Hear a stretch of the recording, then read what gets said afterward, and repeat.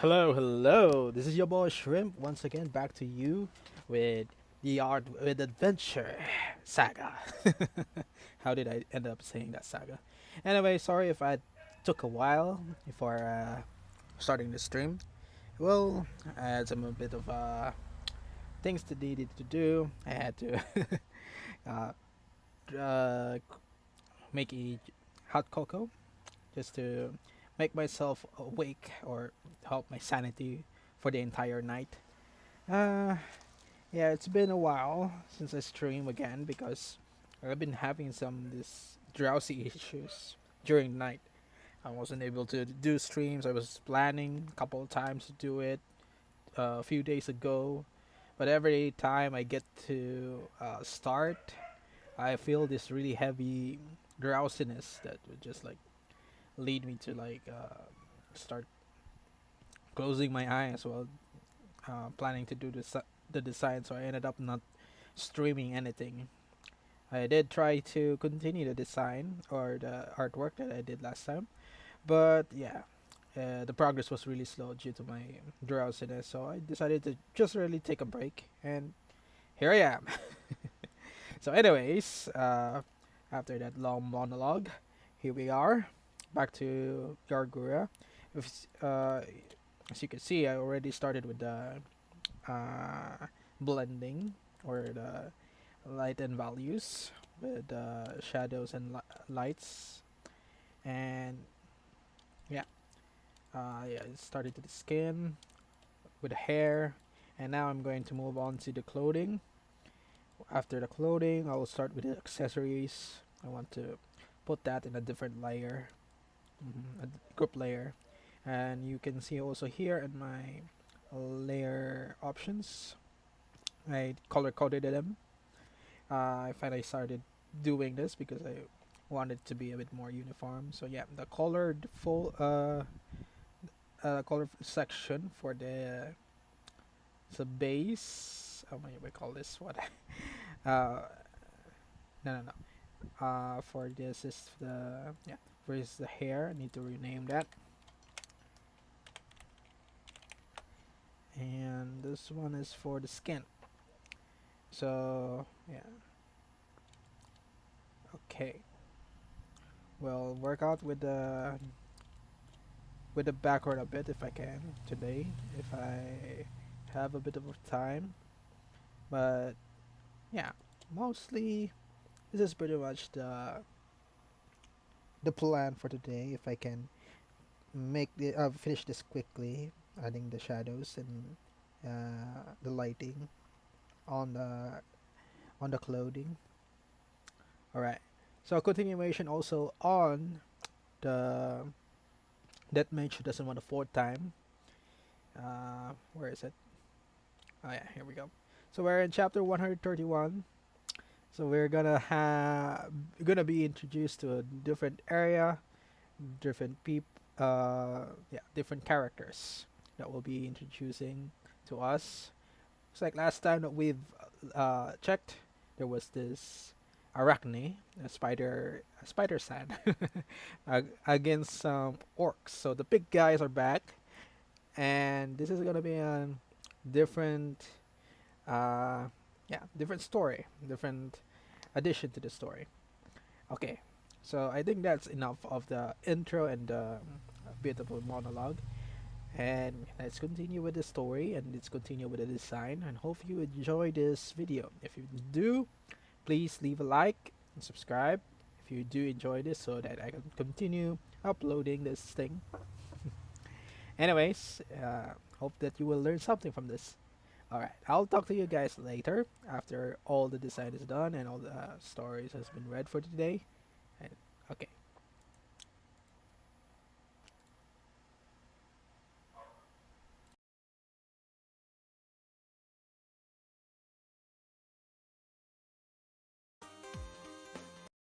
Um, that mage doesn't want a fourth time.